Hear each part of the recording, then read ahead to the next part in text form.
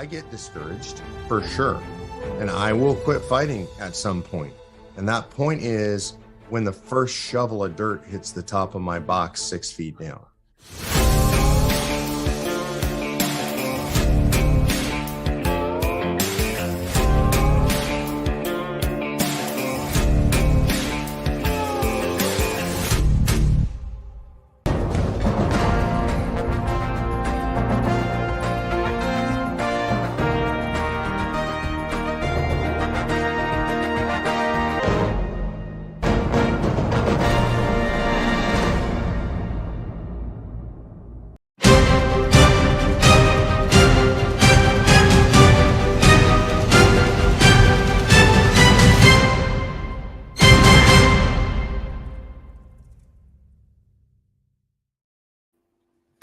Good evening, everyone. Welcome to COS Indiana Live. My name's Dale Parrish. I'm the virtual program coordinator for Convention of States here in Indiana, and I want to welcome you to our broadcast this evening. This is the last broadcast for 2023, and we'll go into that a little more detail as the broadcast goes on this evening. But let me bring up my co-host this evening, Ken Kashuba. Hello, Ken. Hello, Dale. How are you this evening, my man? Doing pretty good as we get near the Christmas Day. It's hard to believe it's almost here. That's right. Merry Christmas, by the way. Yep. And, we'll touch on this again toward the end of the broadcast as well. But Ken, as a co-host, one of his duties this evening will be to monitor any comments or questions we may get from viewers this evening. So if you are viewing the broadcast through Facebook or through our YouTube channel, feel free to submit a comment or a question through the chat feature, and Ken will be monitoring those and will flash up anything that's applicable to what we're talking about this evening. Ken, we always like to put the numbers up here. We're calling these episodes now, by the way. All right. So this is episode 225, and you've been on board for 89 of those. So 89. Yep. It just keeps climbing. You're going to hit the 100 mark next year, aren't you? That's right. We're going to have a big celebration. I think you were going to have a big party at your house, weren't you? I was going to come up. I think barbecue ribs and everything else you were going to do. Yeah. Oh, thanks for reminding me about that. I won't let you get away with it. All right. Ken, take just a minute here and tell everybody what that thing is up in the right-hand corner of the screen up there. Yeah. QR code up there. Yeah, that's most people are pretty familiar with QR codes nowadays. They're on your television. They're on your phone, they're everywhere. So this is our subscribe QR code. Basically, for those that want to get some advanced information concerning upcoming programming or any type of special roundups that we might be having, just to be enlightened. We are looking to roll this out completely next month. With things starting in the new year, so that you can stay in touch with what we're doing at COS Indiana Live and the roundtable. And all you got to do is point your camera at it and fill in your name and your email address, and we'll get you on the list. Cool. Promise not to. We won't fill your mailbox with junk. We might get out to you once a month and just give you an update. All right. Excellent. Well, Ken, our topic this evening is, I think, a very, very good topic, very, very interesting topic to talk about: wokeness in the military. Wow. And when Ken and I decided that we wanted to do something on this topic, we thought the best way to address it would be to put together a panel of Convention of States veterans.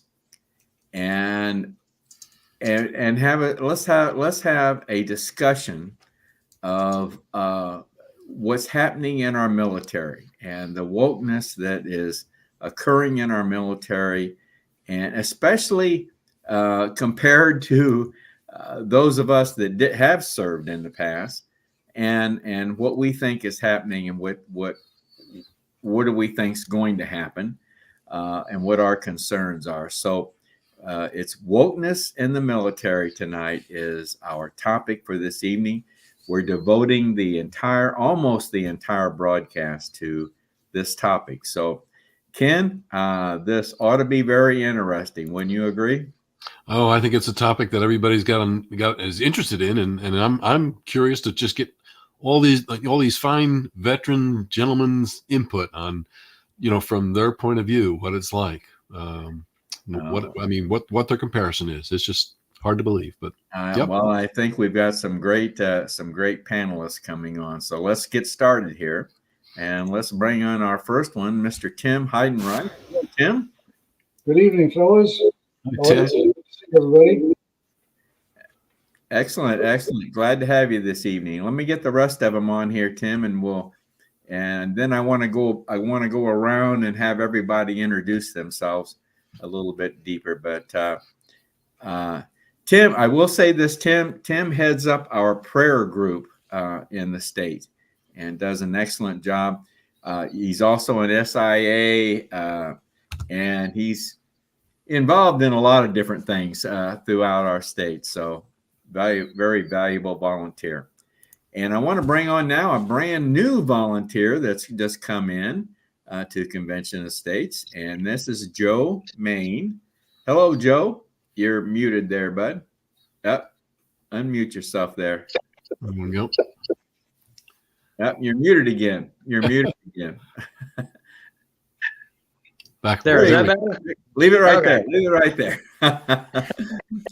Like I said, Joe is a brand new volunteer in the Convention of States, and I think Joe, he's going to be a very, very good addition to our team here in Convention of States here in Indiana. So welcome aboard, Joe. Yep. Thank you for having me.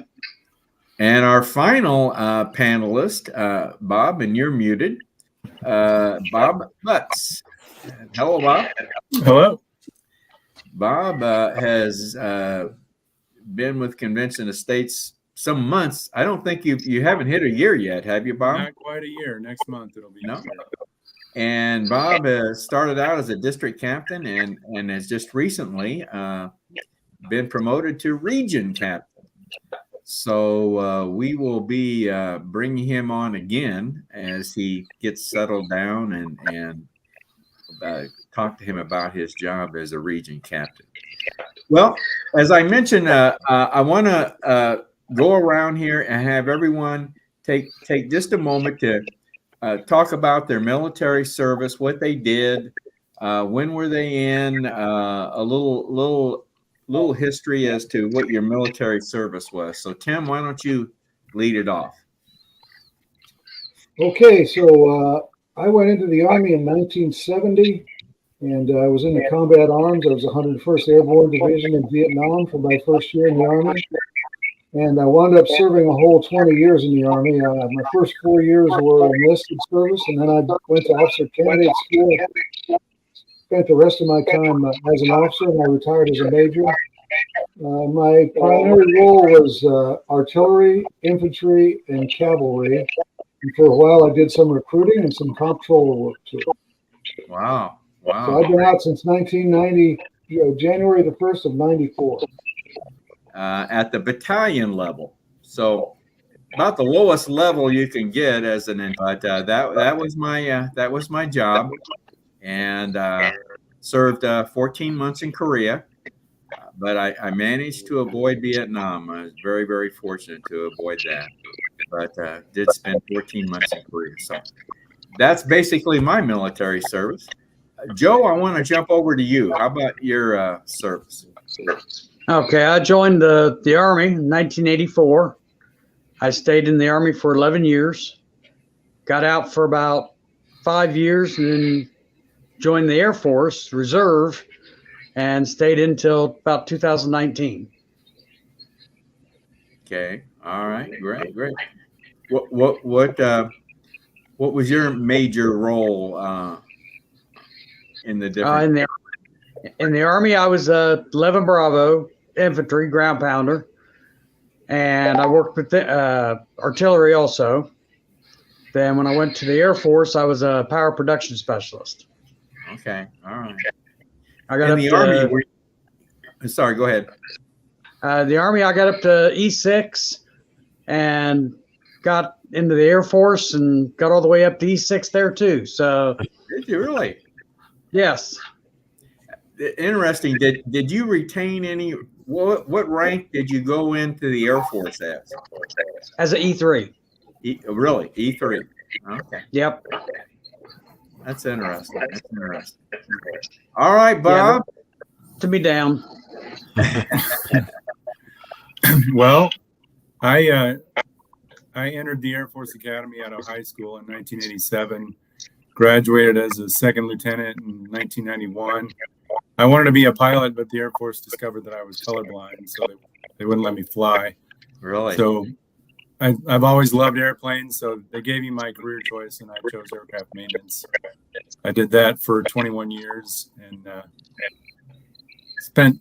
I spent a tour about 4 years doing acquisition. I was a program manager, and I also spent a year in Saudi Arabia as an aircraft maintenance advisor to the Royal Saudi Air Force. Okay. Now, Bobo, you've got your whole family is basically military, right? My dad was in the Air Force, and I have my oldest daughter graduated from the Air Force Academy in 2019, and my son is a senior there now. So, wow, quite a lineage there. And tell everybody what your daughter does. She is an F-16 pilot. An F-16 pilot. Wow, isn't that something? That's great. And her husband is an Her F-16. husband flies the F-16 too. And my son is going to pilot training. He Wow. is going His to go to girlfriend pilot. is actually his girlfriend is a civil engineering major, so she's going to be a civil engineer. But lots of academy graduates in the family. Is his girlfriend Air Force Academy too? Yes. Wow. Well, that's quite impressive. That's quite. We need to get them all together and do the flyover or the Indianapolis 500. Yeah, that would be interesting. Well, your daughter and her husband will they try to keep them together, or is that Since they both fly the F-16, they have to be at a place where they have at least 2 F-16 squadrons because they can't be in the same squadron. So currently that's only 3 places in the world. They could go to Columbia, South Carolina, to Shaw Air Force Base, to Aviano, Italy, or Misawa, Japan. okay? Interesting. Well, folks, you probably are hearing some sort of an echo in the background, and we're not sure where that's coming from, but so bear with us there. Hopefully it's not too distracting.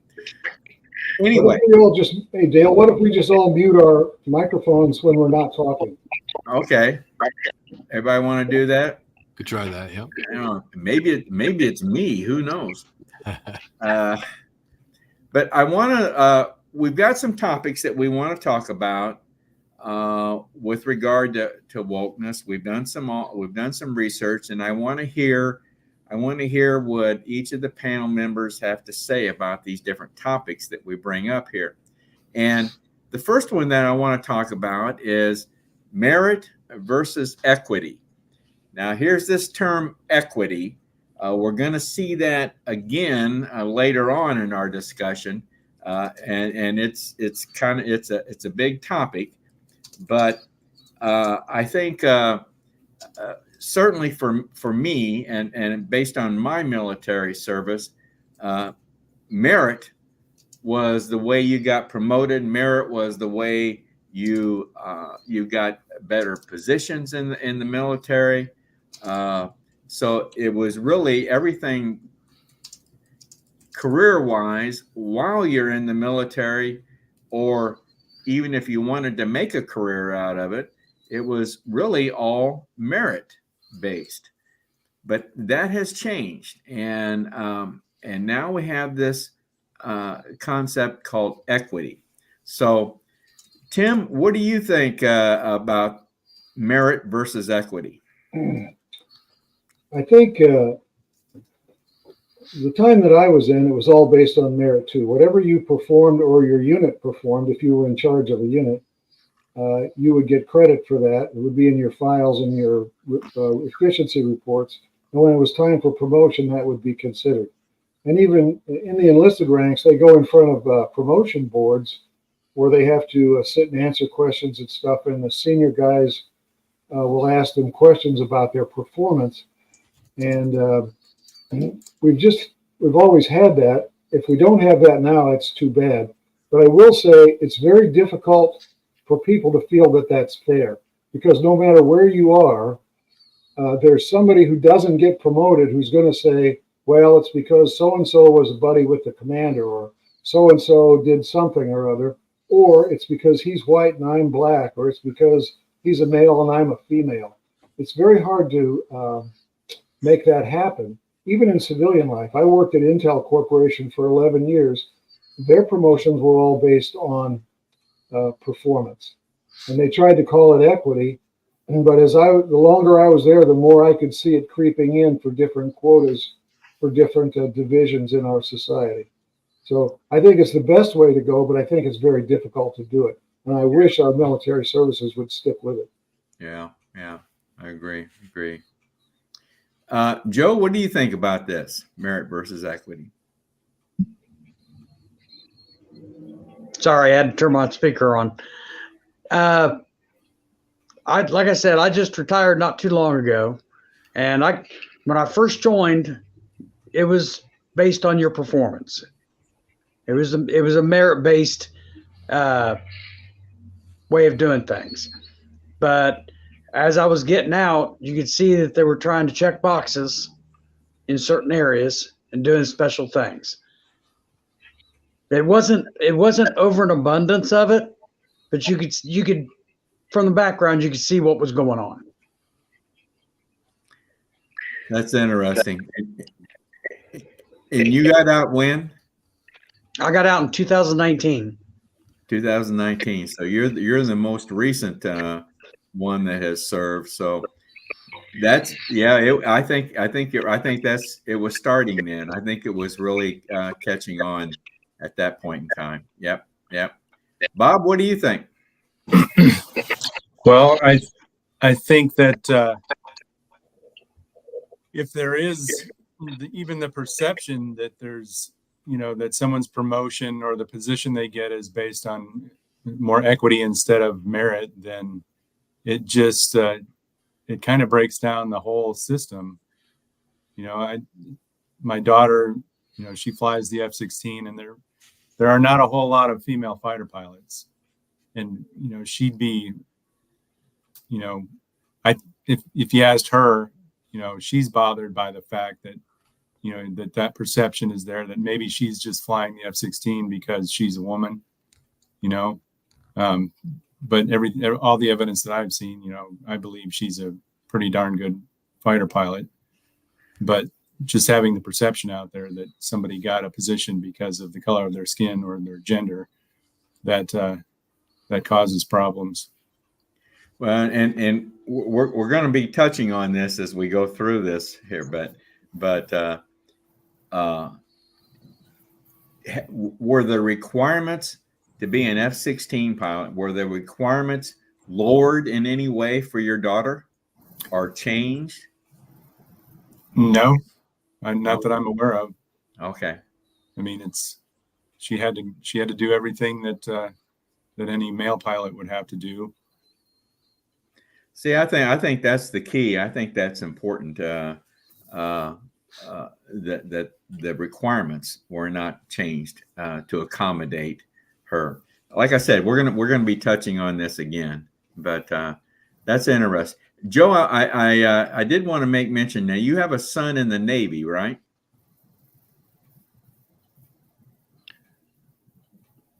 I can actually mute you if you need to, Joe, so you don't have to worry about that. Yeah. That'd help. Yes, I I'll have. get you in now. He's been in for going on 4 years now. Okay. All right. So has he been? He's probably provided you some information too on this. What we're talking about on the equity and merit, not really. He doesn't really talk about that. Okay. Now, as far as PT training or physical training, he does make a comment that the women don't have to do as many push-ups or sit-ups, and they get. We're gonna get to that. We're gonna get to that. Hold on. We're gonna get to that. All right. Hey, Dale. Yeah. Before you move on to another topic, there's a question from a Navy vet in our chat group. Just has a quick question for Bob, and it's not related to what we were just talking about, but I wanted to get it up because he had a question for Bob. So let me go ahead and put this up. This was from David Nally. He says, "I was Navy, and was Bob attached to a squadron on a bird farm?" I'm not sure I know what that means. I don't know what that means either. I thought maybe you would because it didn't hit me right. So I don't know, David. Maybe if you could clarify that bird farm comment, maybe we'll get an answer for you.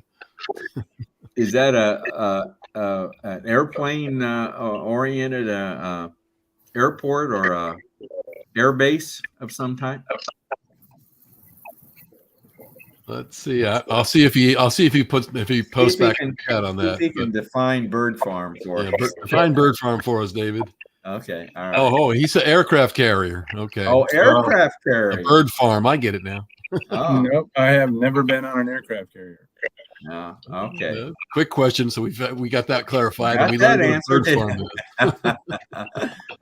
All right. Let's talk about gender integration. Now we were kind of touching on this when I asked Bob about his daughter being an F-16 pilot, but now gender integration. This has been going on for some time in the military. Back when, was it during the Obama administration when women were approved for combat roles? Yes. So, Tim, what do you think about this? Well, I'll tell you, I started out my service in wartime, infantry in an infantry company, and I started out in the sniper platoon. And what I would do is go out at night on ambushes or maybe 4 or 5 day missions as the security for the guys that were the trained snipers. And of course, we also had rangers and LRPs around there and recon guys. And I just never understood how a woman could do that level of physical activity in a war zone. It looks to me like they are doing that in Afghanistan now. And I see they just had the first woman Army sniper pass through the sniper school. We have had a number of women go through Ranger school. Those are hard physical jobs. Yeah. I know it's difficult to be a fighter pilot too, but when you're carrying a 60 or 70 pound ruck and you're out in the mud or the rain or the snow and you're out there for days, you have to poop in your pants or whatever it is, so when you're having mixed genders out there, there's just an awful lot of problems, and I just can't see how that can happen, but it seems to be taking over.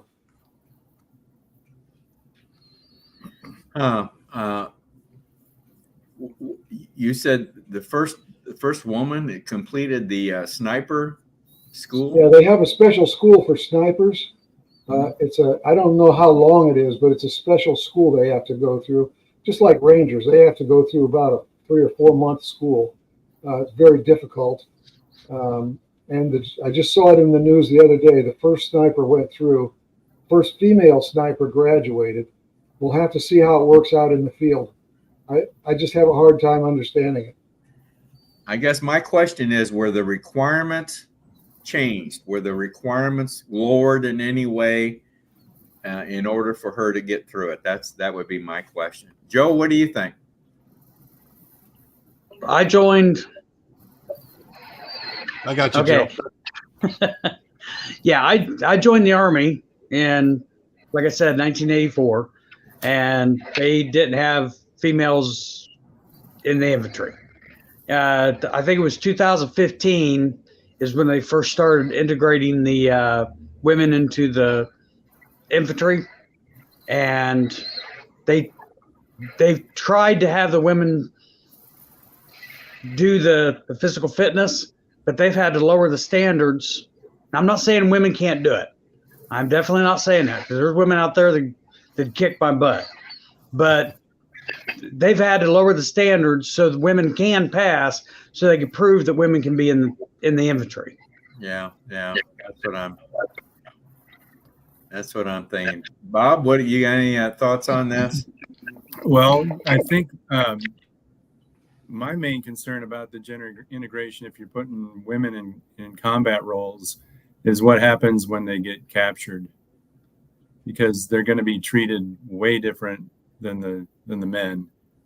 And I might be old school, but if I was a fellow prisoner with a female prisoner, I would feel a strong urge to try to protect that female. Yeah.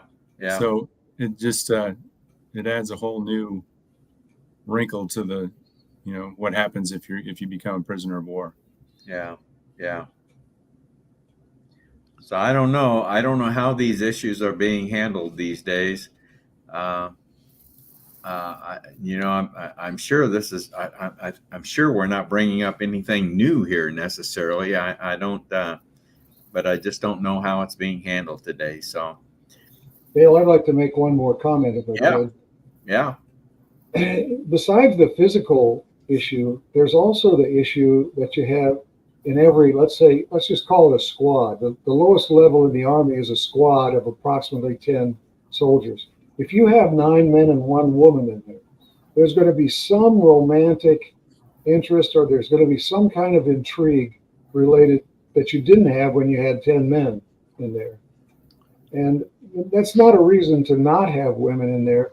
I'm just saying it adds an extra amount of difficulty, and it breaks the morale, the closeness of the 9 people that are in that squad if you have that kind of intrigue.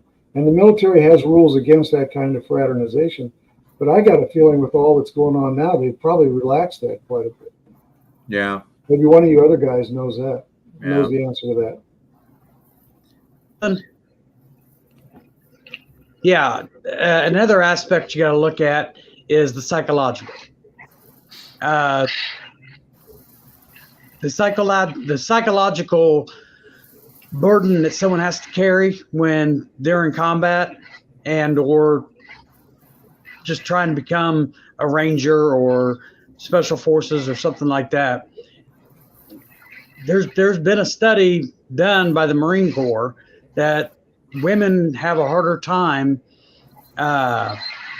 adapting or psychologically the mental aspect of it.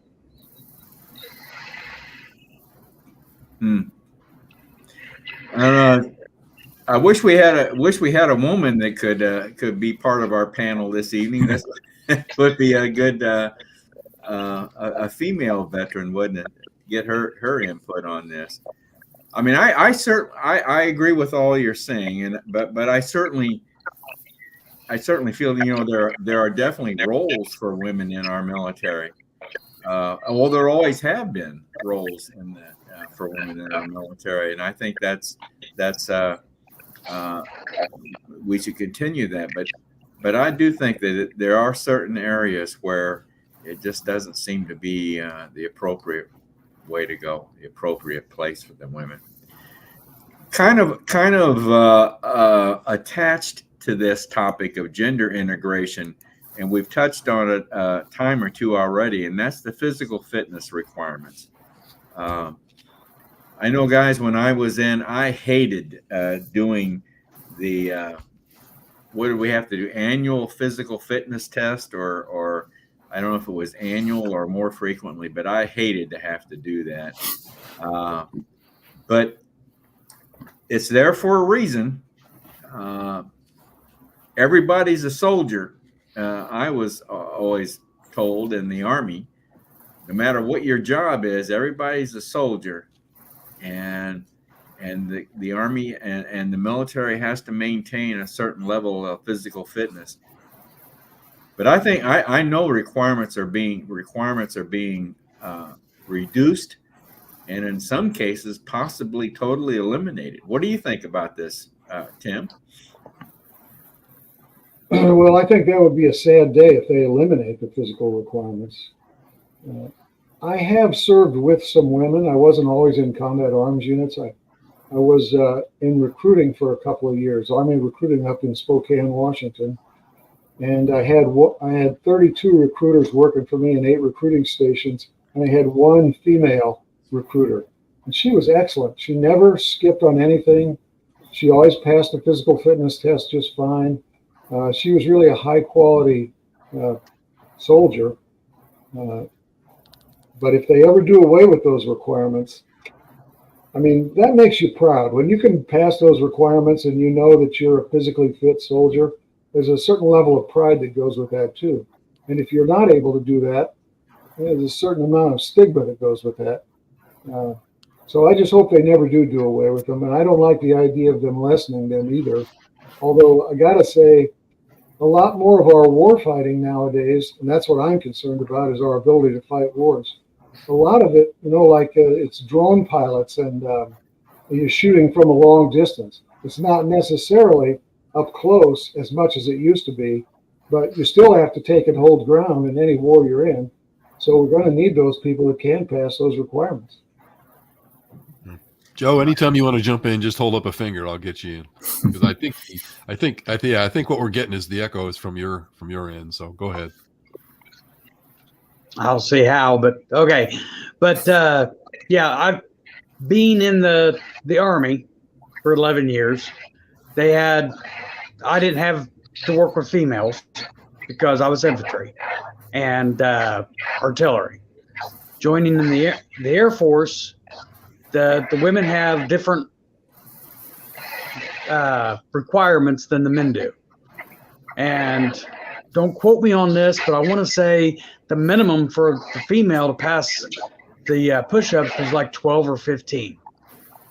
They just don't have the upper body strength that the men do. Well, if you put that in combat, if a 250-pound man gets hurt in combat, does a female have the combat or the strength to pull them to safety? Yeah. So to say that women get different standards than men, I don't totally believe in that.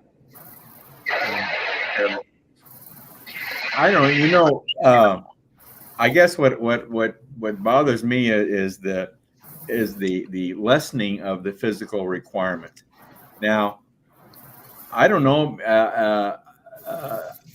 Certainly, like you said, like Tim said, there are jobs and probably more and more jobs where the physical fitness requirements wouldn't be required as compared to a combat related position. But so if you try to accommodate that, then you're eliminating the concept where everyone's a soldier, because it's all based on what job you're doing. I don't know. Bob, what do you think on this?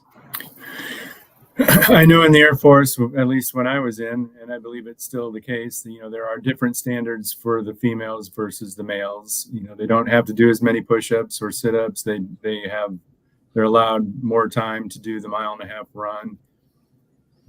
I hope they don't lower the standards too low. I guess it's a little bit of a function of whether or not they're meeting their recruiting goals. But I think the physical fitness program is important just to maintain a healthy lifestyle, a professional image, and have enough energy to get the job done.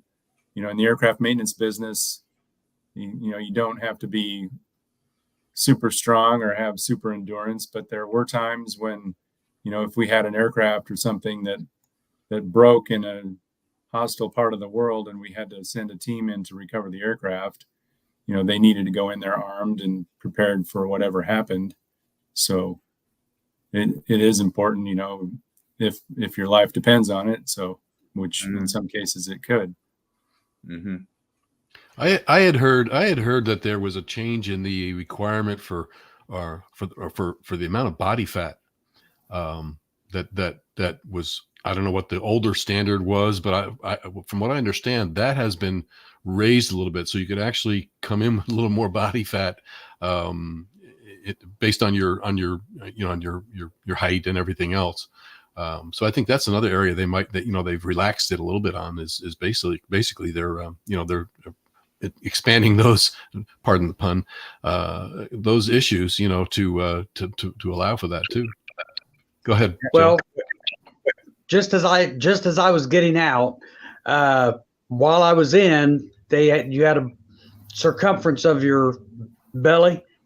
The most you could have, I think it was 40 inches. But since I've gotten out, they've gotten rid of that altogether. You don't get taped around the middle to see what your circumference is anymore. Really? Well, I seem to remember reports coming out where there were a lot of new recruits that are a lot of people turned down because they couldn't pass the physical requirements or the physical examination to get in. Or they had to go, some of them even had to go through some sort of a pre-basic training to get them in condition enough to meet the requirements. I don't know where we are on that, but yeah. I'll tell you, Dale, to access people into the Army, they have to meet criteria in 3 different ways. They have to meet a mental criteria, they have to meet a physical criteria, and they have to meet a moral criteria. And the moral criteria was defined as the number of interactions they've had with the law. And so people would have to get waivers for each one of those things if they couldn't meet one of those criteria. But now, I'm sure moral requirements are different because of the transgenders and because of homosexuality. I mean, those used to be disqualifying moral features. Right. I'm sure they're not anymore. Probably not. Hey, Joe, Bob, do you know anything about that? Well, I know back in '84, you were talking about the moral requirements. Back in '84, I was basically given a choice, either jail or the military. Nowadays, if you've got an arrest underneath you, you're not getting in. I know that, if you had ever had a history of smoking marijuana, that was a disqualifier. Well, that can't be, Bob. That can't still be in effect, can it? I don't know the answer to that. I would doubt it, but yeah. I mean, when you're talking, how can you give somebody a security clearance if they have, certain things in their past? Yeah, that's a good question. Well, somebody already mentioned this. What about transgender soldiers coming in? I don't know. I mean, my goodness, what? How are we handling that? How do you know how that's being handled, Tim? I have some information from somebody who works in the personnel department who says that people can apply to change their gender in the service.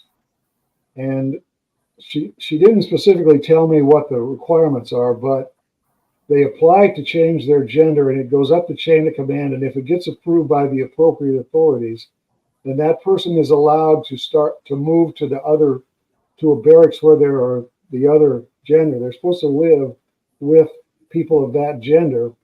And then I guess the military pays for them to have a gender change.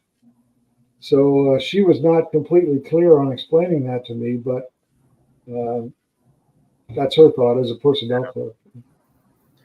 I think the military paying for that, that's us, folks. Yeah, and she said she believes that there are people joining in order to do that. Yeah. I've heard that too. Yeah. And that bothers me because, from my understanding, gender dysphoria is it's a mental disorder. And wouldn't that normally be a disqualifier for military service? If you're diabetic, you can't serve in the military. So, there's a whole list of things, and nothing against the individual, but if you have a certain physical condition or a mental condition, you're not fit for military service. Well, I don't know. I think my sense is that these kind of qualifications are being changed, and I don't, I don't see how this is a good thing for our military. Yeah, We Tim. always seem to have politicians that want to do social experiments with our military forces when our military forces are supposed to be there to protect our country. And it's such a shame that the politicians get away with that. Wouldn't it be wonderful if COS could pass the resolutions through enough states? We could get term limits, and then these guys wouldn't have to run on getting reelected by proposing all these experiments in our military forces. Yeah. Hold that thought, Tim. We're coming. We're coming to that. That'll be the last topic that we'll talk about here. But let's move on. We said equity was going to come up again in our discussion. Let's jump down to DEI, diversity, equity, inclusion, and this is a big topic in our society these days, in our universities. It's just really showing up in all aspects of our society. Does DEI should it be in our military? Should that be something that is taught and conducted in our military? Tim, what do you think? No, I'd say definitely not. I don't think it ought to be in our schools either. And I don't think it ought to be in our commercial, in our investments or that kind of thing. But it seems to be that it is there because of those politicians. I have no experience with it, so I really can't say much on it. Maybe the other guys have more experience with it. Well, I think it's something that we see every day in our society. Joe, what's your opinion on this? I mean, I didn't really see it much when I was in, but you can see by watching TV and talking to friends of mine that are still in that it's just eroding the masculinity of being a soldier. I don't know. It's not really the soldiers coming in. It's the policies that the politicians are putting in to allow it. I don't know if that makes enough sense or not. Oh yeah. Bob, what do you think about this? I don't support it. I don't think there's a place for it. It seems what they're trying to do is, fix things on the tail end instead of trying to figure out, why don't we have the level of diversity or inclusion that they're looking for. It starts way earlier than before somebody gets in the military. Yeah. And so to artificially boost the numbers because I agree with. I think that all we got a precursor to that when they started getting involved with the Boy Scouts and everything else. I mean, it was kind of a precursor as to where they're headed with that. And to me, the military, I mean, it's it's a class of its own. It's there for different purposes. You don't make this a worldwide open class, and who suffers for it? It's the privileged, so-called privileged white male. It's like, it's not their fault that they, if a person is lucky enough to be blessed with a mom and dad, and a decent upbringing and access to a good school, I don't think that there's a difference in there's no difference in intelligence levels across different races or genders, but so somewhere else in the, somebody didn't have an opportunity, but by the time they get, in the military, that's not the time to try to fix it. It needs to start much earlier in the process. True. Improving the opportunities. Yes. That's where the focus should be, it seems to me. So, Bob, has your son said anything? Is DEI something taught at the Air Force Academy? I mean, is that? Yes. I mean, they've been told to not refer to their parents as mom and dad, and don't talk about boyfriend, girlfriend. Call them your partner, that kind of thing. And there was, the situation where there was I don't know what the organization was, but it was, a private organization, not related to the government, but they offered a fellowship to an Air Force Academy cadet, and the cadets had to apply for it. And they basically said cis white males need not apply. So they were looking for somebody of color or, Yeah. Well, guys, let's wrap this up with the big question, the magic question. What's the solution? What's the solution to wokeness in our military? Tim, what do you think? I think the problem is that the politicians operate at a very high level. Probably very few of them have ever been at the bottom level in any of our military services. And the foundational building block of force for our military is that first level of squad, or I don't know what they're called in the Air Force and the Navy, but wherever you've got the first 10 or so guys together with a young NCO with them, that's the foundational level. If you bring in any kind of a wedge issue, which all of these are, they're morale busters. They break up the integrity of that unit. They cause suspicion. They cause psychological issues. It just tears down your warfighting capability. And we just get weaker and weaker and weaker as you go up with those building blocks, and you break that up. So I don't see that we have a particular solution other than getting rid of those politicians that support this. I would say vote out anybody that supports any of this stuff in our military. Yeah. Joe? Yeah, I think what they need to do is get back to masculinity. And the Army, the Air Force, Marines, all the armed forces are fighting for protection. And throughout the years, they've just taken it away and trying to make everything soft and cuddly, and that's not what it's supposed to be. Yeah. Now, it's not politicians, it's the ones that are appointed to it too. They're trying to satisfy the politicians. They're not really trying to satisfy what needs to be done in the military.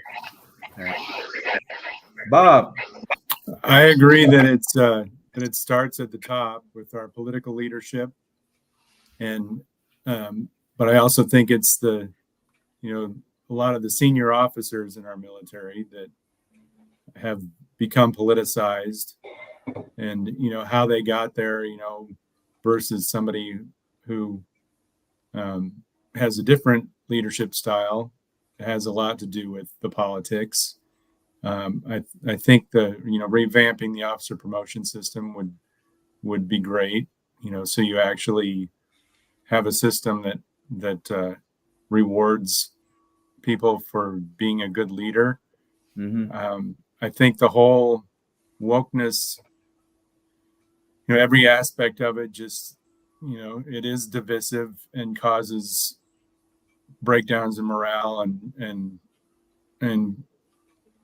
cohesiveness in the military. And, it should be, to me, it's all about, a good leader is somebody who cares about all of his people or her people and takes care of them. And from what I saw, at the tail end of my career, I actually retired earlier than I could have because I was kind of disgusted with the senior leadership.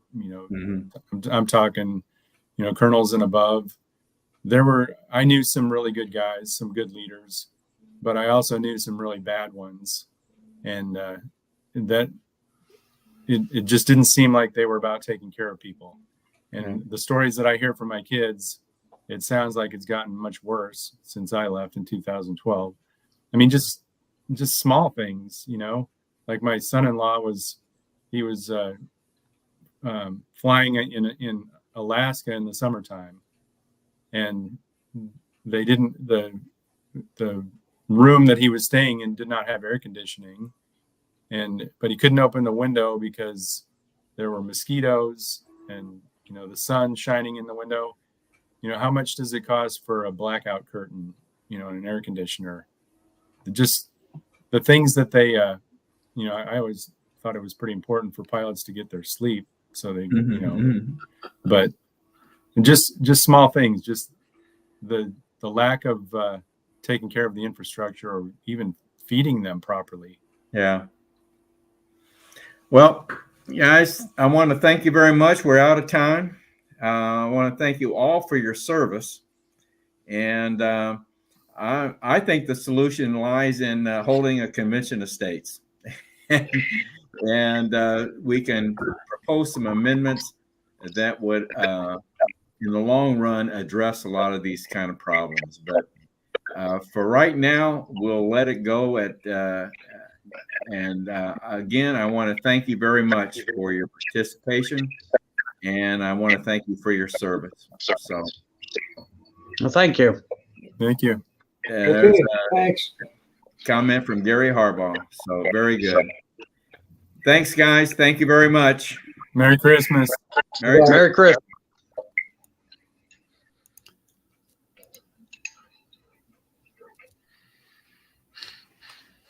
Well, Tim, that was a good discussion. Ken, that was a good discussion, wasn't it?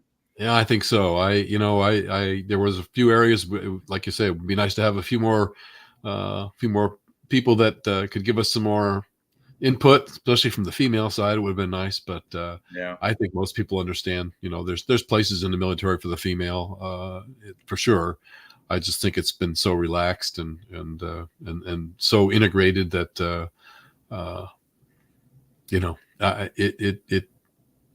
it boggles my mind sometimes as to what our elite government thinks that they know about the military and are really. I mean, if you look at just some of the comments that are coming from our present generals, I wonder how some of these guys even got to be a general. Yeah. Their outlook, so. Yeah. We could talk for hours about this topic. I think so. Yeah, I think so. Yeah. Yep. All right. Well, Ken, let's start wrapping things up here. I want to mention to everyone that this is our last broadcast for 2023. Our last live one. You put that way. The last live one, yes. The next, the first broadcast and live one in 2024 will be on January 8th. And we're going to have another panel discussion. And the panel's going to be comprised of legislative liaisons from different states in our region. So it ought to be a very, very interesting discussion, I would think. Certainly here in Indiana, the legislative session starts in January. So this ought to be very appropriate for us. Now, in the meantime, I want to mention that the next roundtable, which will be coming up on the fourth Monday, which is next Monday, which happens to be Christmas Day. So we're going to do a best of that night. And we got to set that up, Ken, for a best of. And I might also mention then the following Monday, which happens to be January 1, New Year's Day. We're going to do a best of for that broadcast that evening. So there you go. So people want to catch up on a good program from the past. It's a good time to tune in. Yes, yes. And so best of next Monday and the following Monday, January 1. So the next live broadcast will be in the new year, January 8th. Okay. I do want to mention that Ken and I have a new podcast episode out, episode number 10 for COS Indiana Live Voices. And this can be found on Spotify.com. We spent an hour with Micah Beckwith. And I think it was very, very interesting time. And I think everyone will enjoy listening to that. I thought it was very good. Didn't you, Ken? I did. If you want to learn a little more about Michael Beckwith, I thought it was a good interview. A lot of insight and a little background to where he came up. I know he came up out of Michigan, but Hillsdale, Michigan.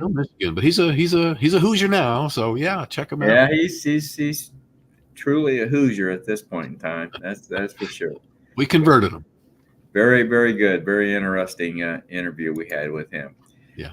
I do want to mention, everyone, that our email address, raiseyourvoicecos@gmail.com. So if you have any comments or questions after the broadcast this evening, feel free to reach us at raiseyourvoicecos@gmail.com. And